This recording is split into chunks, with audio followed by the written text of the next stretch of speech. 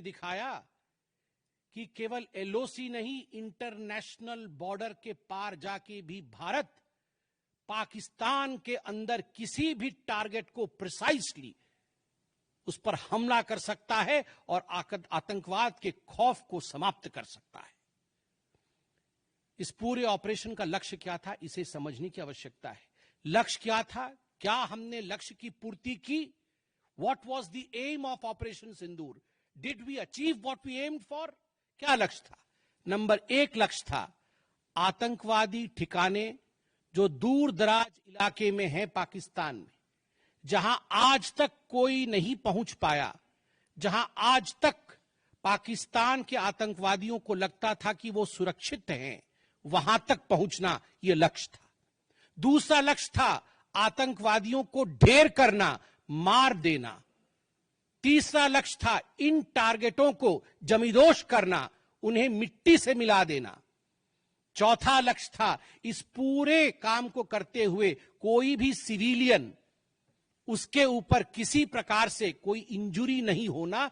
और अंतिम लक्ष्य था किसी प्रकार के मिलिट्री, जो पाकिस्तान का मिलिट्री या सैन्य बेस हो, उसके ऊपर हमला नहीं करना। अर्थात यह लड़ाई आतंकवाद के खिलाफ थी। यह लक्ष्य था ऑपरेशन सिंदूर का।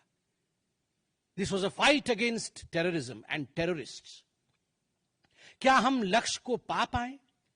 आप देखिए, जब यह हमला हुआ तो 9 ठिकाने ध्वस्त हुए, उनमें 5 POJK में थे, पाक ऑक्यूपाइड जम्मू कश्मीर में, और 4 पाकिस्तान में थे। सबसे बड़ी बात है, पहली बार पंजाब प्रोविंस, जो कि पाकिस्तान का एक बहुत स्ट्रेटेजिक लोकेशन है, पंजाब प्रोविंस उनका हृदय है पाकिस्तान का, उसके अंदर भारतवर्ष घुस करके आतंकवादियों का सफाया करता है। यह अपने आप में छोटी बात नहीं है। This is a big achievement as far as Operation Sindoor is concerned. Lashkar-e-Taiba, Jaish-e-Mohammed, Hizbul Mujahideen, इनके ठिकाने ध्वस्त होते हैं। और मैं यहां वो नाम पढ़ना चाहूंगा। ये जो 9 नाम है, 9 आतंकवादी ठिकाने, मैं आज देश से अपील करना चाहूंगा, तमाम भारतीयों से अपील करना चाहूंगा कि ये नाम हमें स्मरण करना है। आने वाले 100 वर्षों तक हमें इन नामों को याद दिलाते रहना है, दोहराना है। जब भी आतंकवाद सर उठाए तो हमें ये चित्र दिखाने हैं कि तुम्हारा क्या हश्र किया था ऑपरेशन सिंदूर ने, भारत की सेना ने, भारत की राजनीतिक इच्छा शक्ति ने और भारतीयों ने। इसलिए मैं नाम पढ़ना चाहूंगा।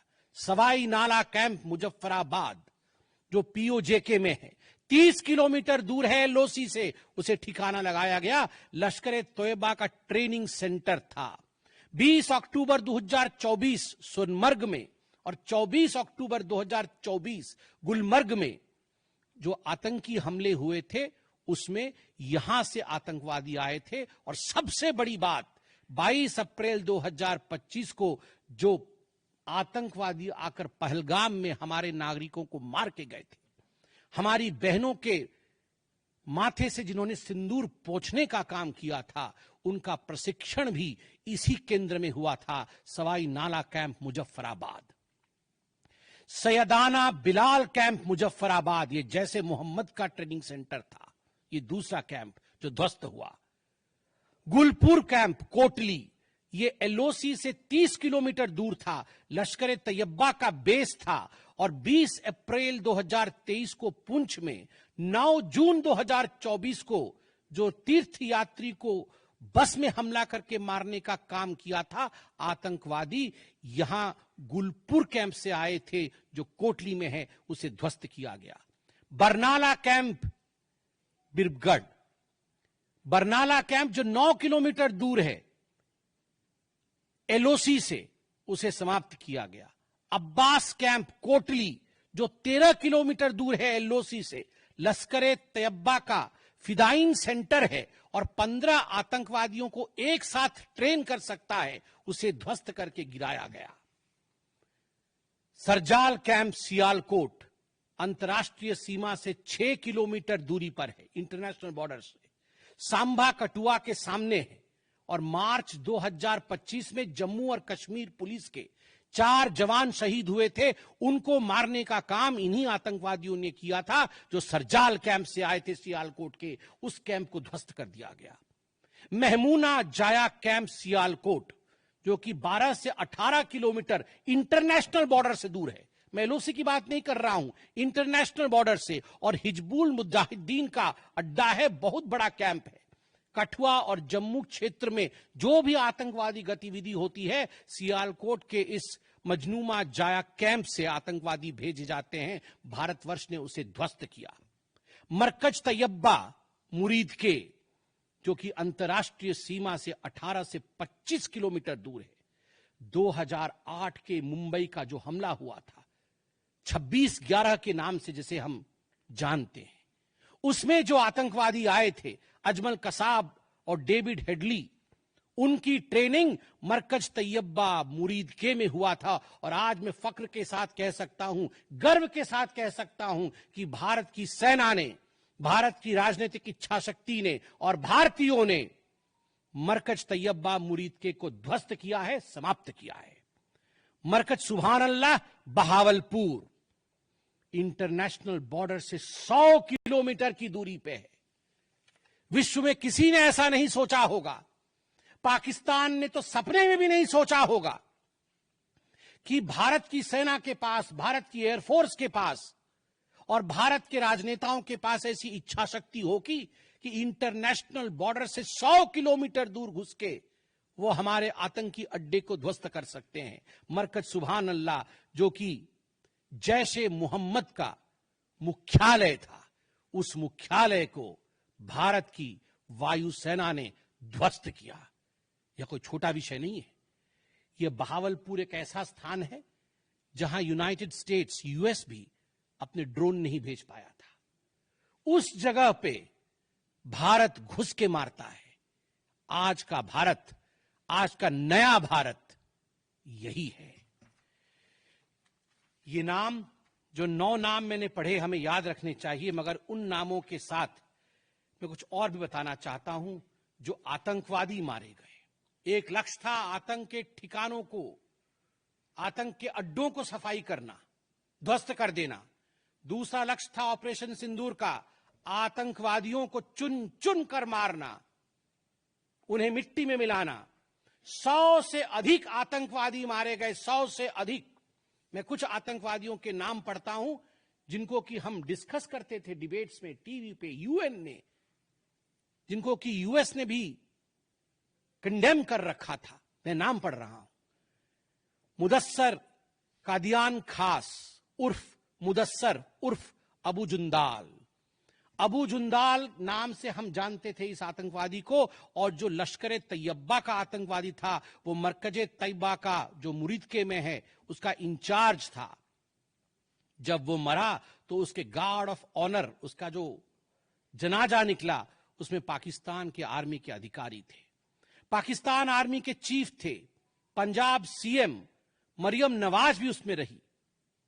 आप सोचिए, ये एक सरकारी जमीन पर हुई और तमाम बड़े लोग, सरकारी लोग पाकिस्तान के उसमें शामिल हुए, जिससे कि यह सिद्ध होता है कि terror and the sponsors of terror are hand in glove together. आतंकवादी और जो आतंकवादियों को बढ़ावा देने वाले, वो एक साथ काम करते हैं। दूसरा, हाफिज मोहम्मद जमील, ये जैशे मोहम्मद का आतंकवादी है। ये ब्रदर इन लॉ, साला था मौलाना मसूर अजहर का, और इंचार्ज था मरकज सुभान अल्लाह बहावलपुर का, वह भी मारा गया।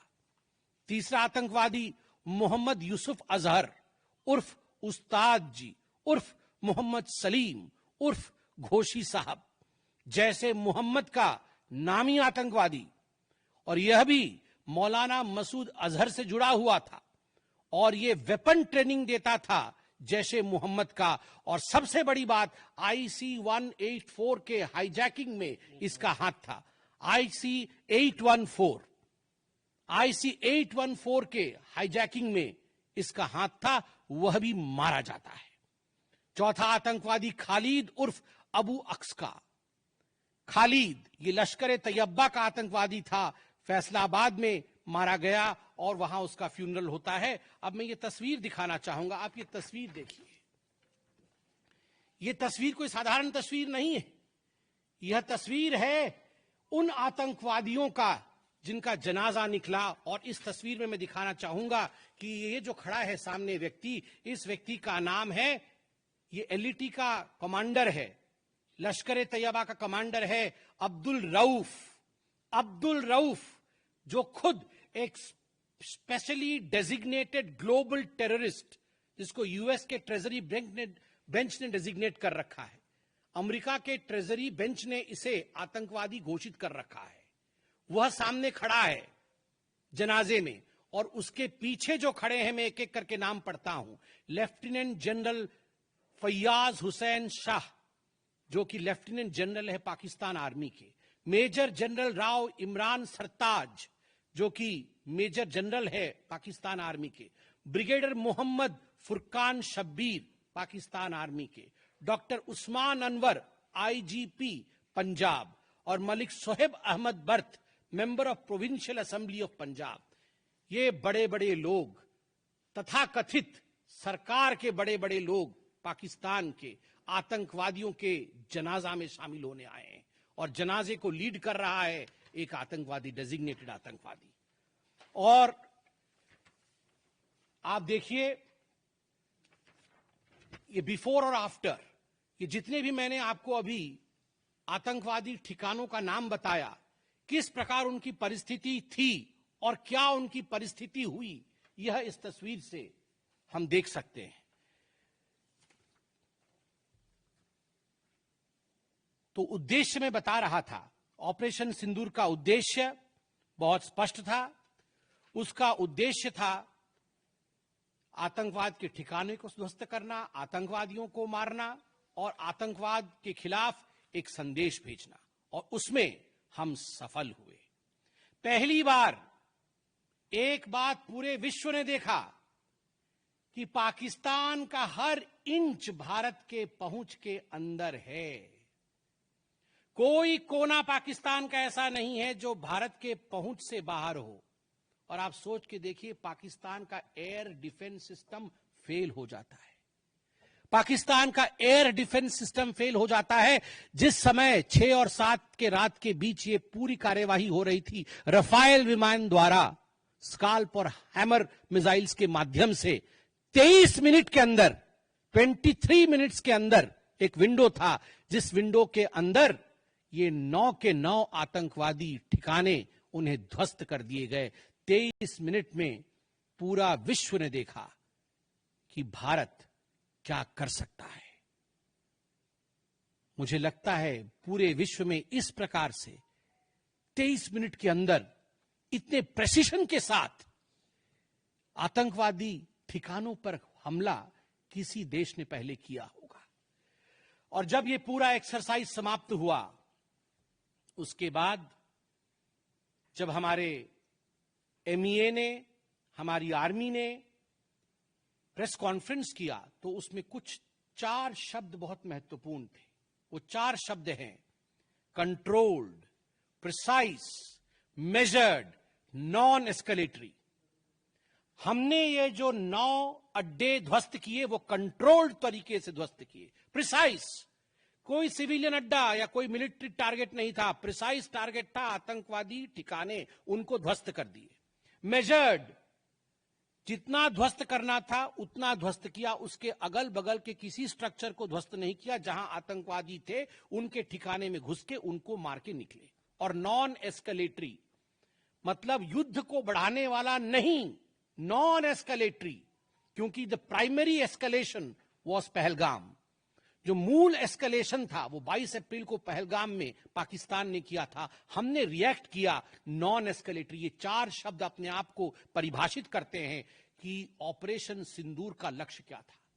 ऑपरेशन सिंदूर का जो लक्ष्य था, ऑपरेशन सिंदूर ने उसे 100% पूर्ण किया, 100% पूर्ण किया। इसलिए आज हिंदुस्तान, भारतवर्ष गर्व के साथ कह सकता है कि ऑपरेशन सिंदूर एक ऐसा ऑपरेशन था जो 100% सक्सेसफुल था, और जितने हमारे जाबाज पायलट्स गए थे राफेल के साथ उतने लौट के आए और आतंकवादी ठिकानों को ध्वस्त करके आए, और किसी सिविलियन को नहीं मारा, किसी मिलिट्री बेस को नहीं मारा। मगर दुखद है, जैसा कि पाकिस्तान से एक्सपेक्टेड है, पाकिस्तान उसके पश्चात रिटेलिएशन करता है, पाकिस्तान अपने ड्रोन्स इत्यादि भेजता है, मगर भारत की सिस्टम ने पाकिस्तान के इन ड्रोन्स को, इन मिसाइल्स को हवा में ही समाप्त कर दिया। और सबसे बड़ी बात है, एयर डिफेंस सिस्टम लाहौर का 7 और 9 तारीख के बीच लाहौर के एयर डिफेंस सिस्टम को समाप्त करने का काम हिंदुस्तान ने किया। और 9 और 10 तारीख के बीच, 9 मई और 10 मई के बीच 11 एयर बेसेस को, पाकिस्तान के 11 एयर बेसेस को ध्वस्त करने का काम भारतवर्ष ने रिटेलिएशन में किया। जब पाकिस्तान ने भारतवर्ष के ऊपर एस्केलेशन किया तो भारतवर्ष ने 11 एयर